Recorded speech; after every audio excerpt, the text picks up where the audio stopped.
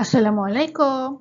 Baiklah, tajuk hari ini ialah bab baru iaitu nisbah dan graf fungsi trigonometri. Standard pembelajaran ataupun apa yang akan kita belajar pada hari ini, kita akan fokus kepada subtopik 6.1 iaitu nilai sinus, kosinus dan tangent bagi sudut theta, iaitu theta tu di antara 0 sehingga 360 darjah.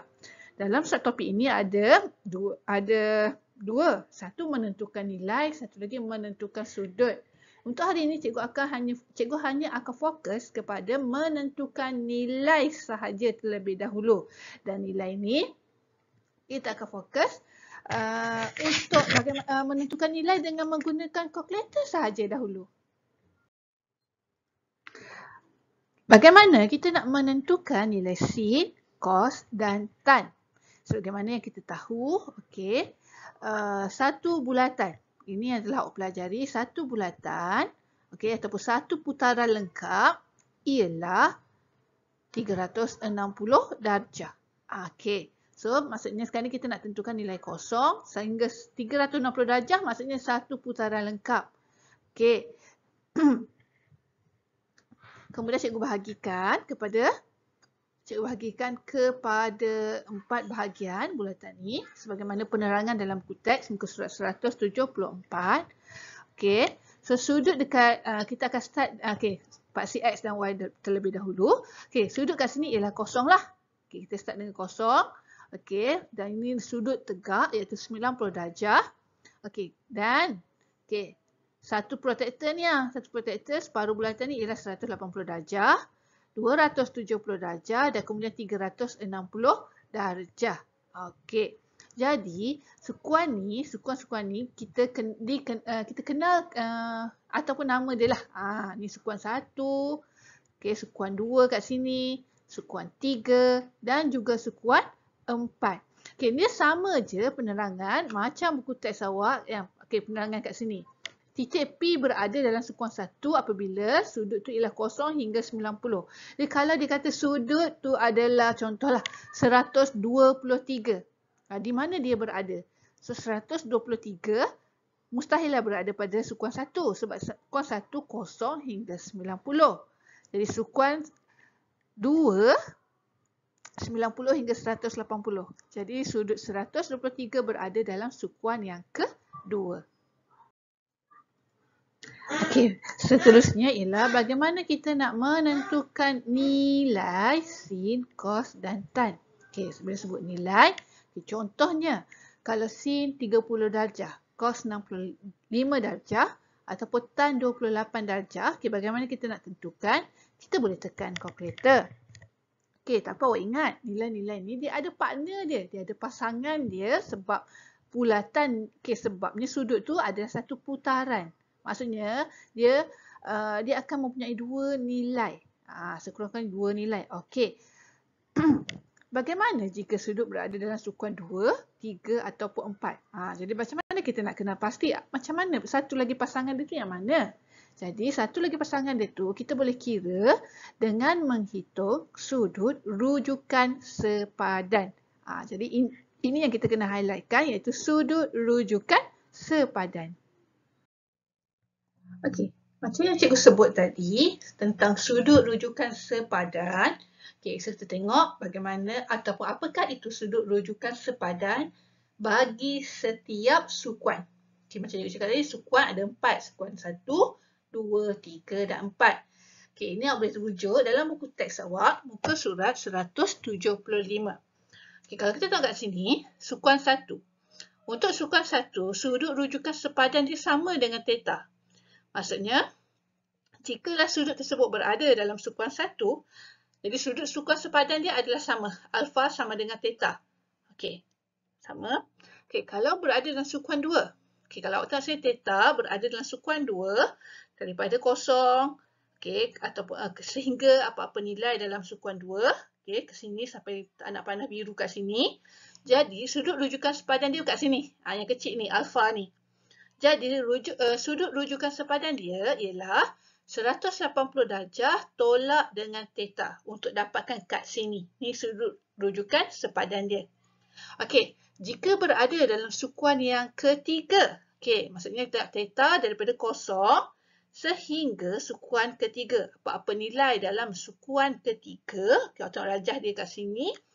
Okey, rajah dia kat sini ialah alfa kat sini, sudut rujukan sepadan. Maksudnya kita nak cari alfa yang kecil ni ialah sudut tu theta tolak dengan 180 darjah. Sebab kita nak dapat yang kecil kan. Jadi anak panah biru ni tolak dengan 180 darjah, so kita akan dapat alfa yang kecil kat sini. Okey, kalau sudut rujukan sepadan berada dalam sukuan keempat, daripada kosong anak panah biru ni sampailah apa-apa nilai dalam sukuan keempat kat sini. Kita tengok alfa dia, sudut sukuan sepadan dia kecil kat sini. Kalau kecil kat sini bermaksud cara nak dapatkan dia, nak kirakan dia ialah kita 360 darjah tolak dengan theta. Sebab kita tahu satu putaran lengkap ialah 360 darjah. Di sini kita nak menentukan sukuan dan menghitung sudut rujukan sepadan bagi setiap sudut berikut. So ini adalah ringkasan daripada penerangan slide sebelum ni. So inilah contoh 1 buku teks muka surat 176. So kita akan tengok. A 138 darjah. Tentukan dulu 138 darjah berada dalam sukuan mana? 138 maksudnya dia lebih daripada 90 darjah tetapi kurang daripada 180 darjah. Bermaksud dia berada dalam sukuan 2. Kalau berada sukuan 2 berada di sini ya. Jadi cara nak menentukan sudut rujukan sepadan alfa ialah 180 darjah tolak dengan theta. So sudut rujukan sepadan dia ialah 180 darjah tolak 138. Maksudnya kita dapat sudut rujukan sepadan dia ialah 42. Tengok B, 239. Tentukan dulu 239 berada di mana? So 239 adalah lebih daripada 180 tetapi kurang daripada 270. Maksudnya dia berada dalam sukuan yang ketiga. Sukuan ketiga kat sini. Sudut rujukan sepadan dia ialah, so kalau sukuan ketiga, maksudnya nak cari alfa ialah theta tolak 180. Jadi 239 tolak dengan 180 darjah, maka kita dapat alfa sama dengan 59 darjah. Untuk C, 312 darjah, tentukan dulu dia berada di sukuan mana.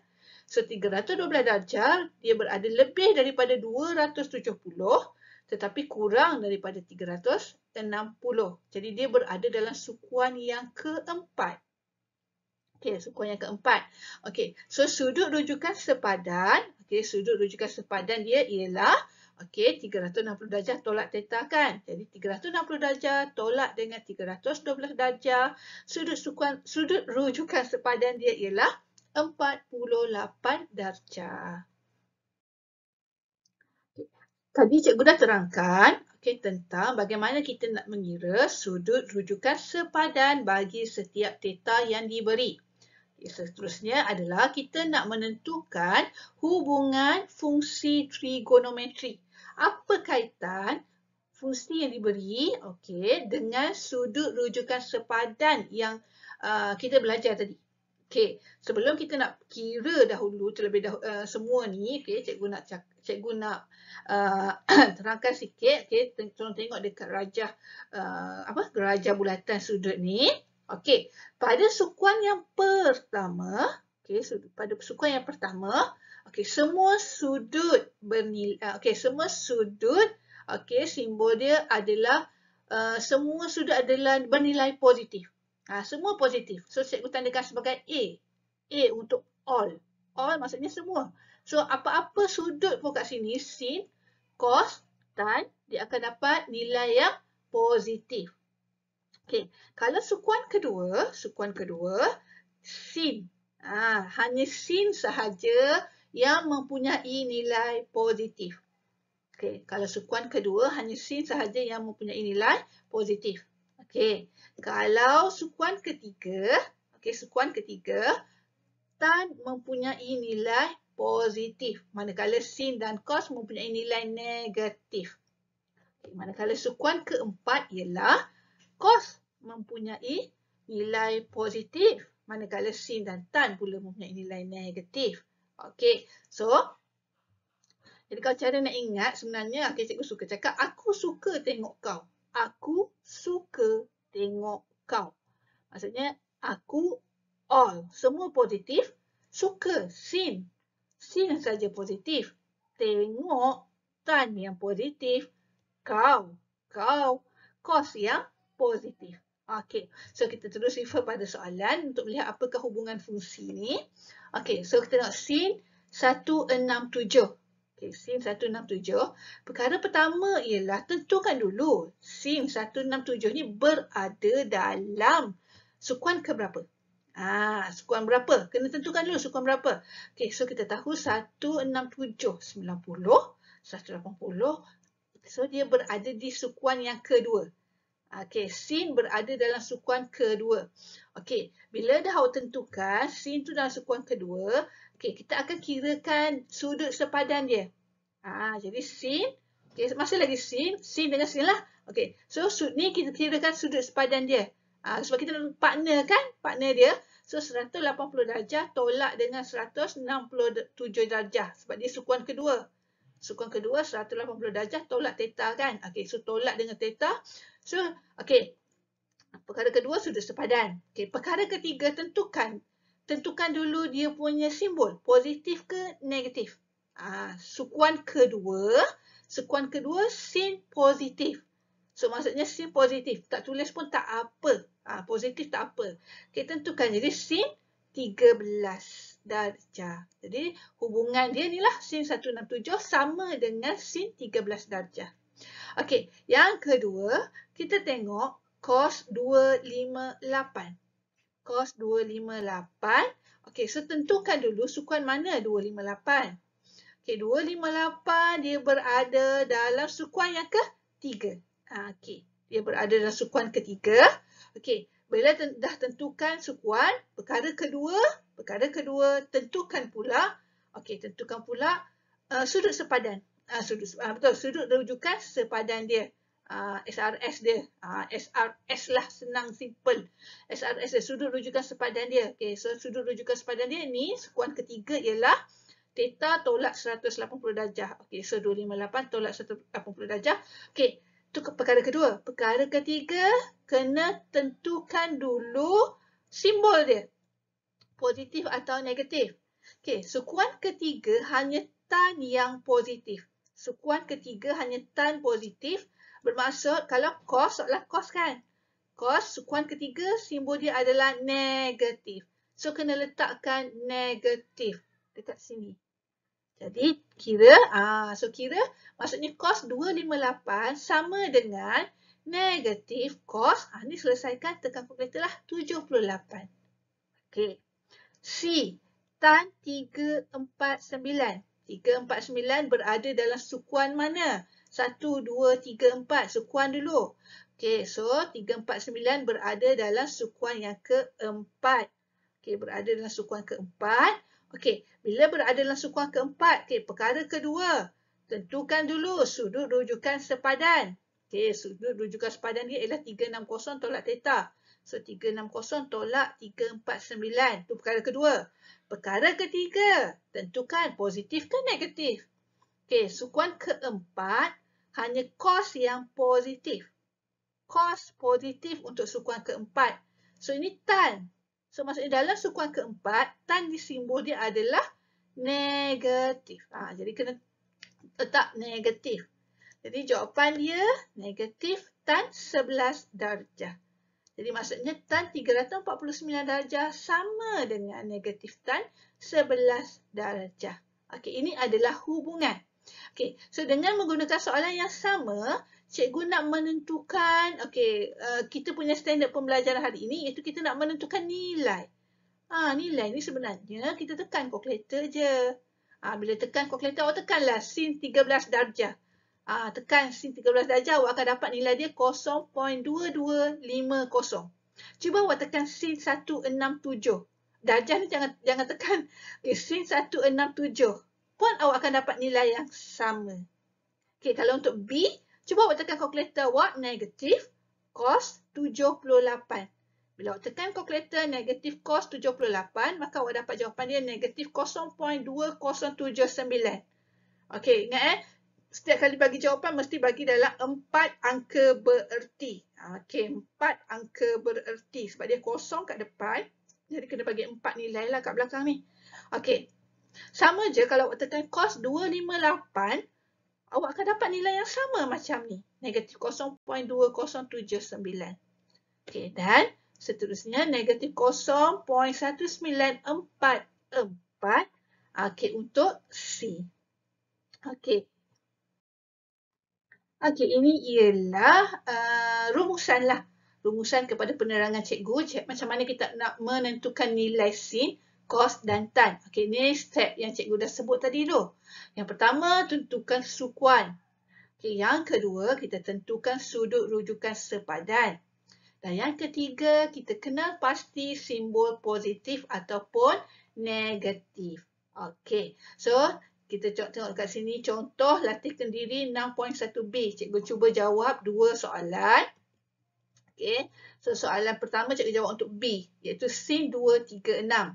Okey, so perkara pertama tentukan sukuan. 236 berada dalam sukuan 1, 2, 3, 4.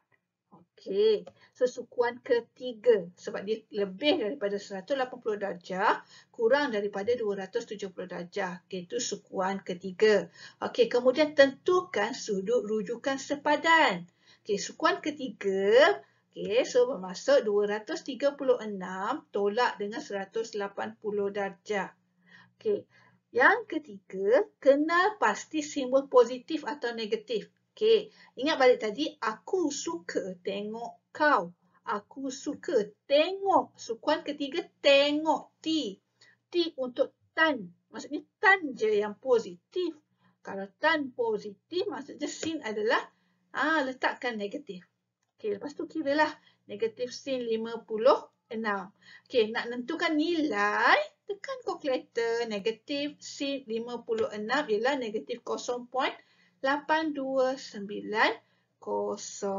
Okey, so samalah macam sin 236, kalau awak tekan kalkulator pun awak akan dapat nilai yang sama. Okey, next kita tengok satu lagi soalan daripada sini. Okey, cikgu pilih soalan M. M cos 307 darjah 39 minit. Cikgu, apa ada minit ni? Jangan risau. Minit ni awak tekan je kalkulator awak simbol sudut. Kat kalkulator ada kan simbol sudut. Okey, so kalau tekan cos 307 darjah, maksudnya darjah tu tekan darjah, 39 tekan lagi sekali darjah. Okey, so perkara pertama tentukan sukuan. Sukuan. So dia berada dalam sukuan yang keempat. Okey, perkara kedua tentukan sudut rujukan sepadan. Sudut rujukan sepadan dia berada dalam, okey ni sukuan keempat. Okey, kira. Okay, perkara ketiga, kenal pasti simbol positif atau negatif. Okay, sukuan keempat, aku suka tengok kau. So, sukuan keempat, kau untuk cos. Cos bermaksud cos adalah positif. Jadi tak perlu tulis pun tak apa positif. So, kira je lah. Cos 52 darjah 21 minit ataupun cos 52.35 darjah. Tekan kalkulator untuk dapatkan nilai 0.6108. Okey, ini adalah rumusan buku teks muka surat 178. Kita nak menentukan nilai sin, theta, cos theta dan tan theta. Okey, dengan menggunakan titik dalam koordinat ni, dalam trigonometri ni. Okey, so sebenarnya kalau tengok rujukan dia adalah dia punya penerangan dekat sini. Tapi cikgu nak simpulkan sahaja. Okey, sin theta kita akan gunakan koordinat y. Sin theta koordinat y. Cos theta kita akan gunakan koordinat x. Tan theta adalah koordinat y bahagi koordinat x. Okey, so dekat sini cikgu hanya tambahkan saja ni yang tadi yang asal. Ini sudut rujukan sepadan yang warna hijau. Yang ini adalah simbol positif negatif tu. Aku suka tengok kau. Okey, kemudian cikgu tambahkan kalau untuk Y, nilai paksi Y ialah sin theta. Okey, nilai untuk koordinat X ialah cos theta. Okey, dan yang terakhir tan theta ialah kita akan tengok pada koordinat Y bahagi dengan koordinat X. Okey, so sudut rujukan sepadan. Okey, masih lagi sudut rujukan sepadan. Okey, dia nak kita menentukan satu bulatan unit dengan sudut theta. Tentukan nilai sin theta, cos theta dan tan theta. Okey, cikgu dah tambahkan nota kat sini. Y ialah sin theta. Okey, X ialah cos theta dan tan theta ialah koordinat Y bahagi koordinat X. Okey, sin theta. So, sin theta kita akan tengok koordinat Y. So, tengok kat sini Y. Mana Y? Okey, ingat koordinat ialah X dulu baru Y kan. So, sin theta ialah kita terus ambil nilai untuk koordinat Y. Cos theta, okay, cos theta ialah koordinat titik X iaitu 0.4695. Okay, tan theta, okay, maksudnya koordinat Y, okay, yang warna biru kat bawah ni, tan theta koordinat Y bahagi koordinat X. So, 0.8829 bahagi 0.4695. 1.8805. Okey, untuk B. Okey, untuk B sama juga sin, cos dan tan. Okey, kalau sin theta kita akan ambil sin koordinat Y. So Y ialah negatif 0.5446 dalam rajah ni. Cos theta ialah koordinat X iaitu negatif 0.8387. Okey, dan tan theta ni kena sedikit pengiraan di sini. Okay, so 0.6493. Jadi ini adalah orang kata rumusan lah. Cikgu dah rumuskan pada satu rajah bagaimana nak menentukan nilai. Okey, menentukan nilai sudut, menentukan nilai untuk itulah sudut sin, cos dan tan. Okey, itu sahaja untuk penerangan kali ini. Okey, jangan lupa jawab latihan yang diberi. Okey, terima kasih.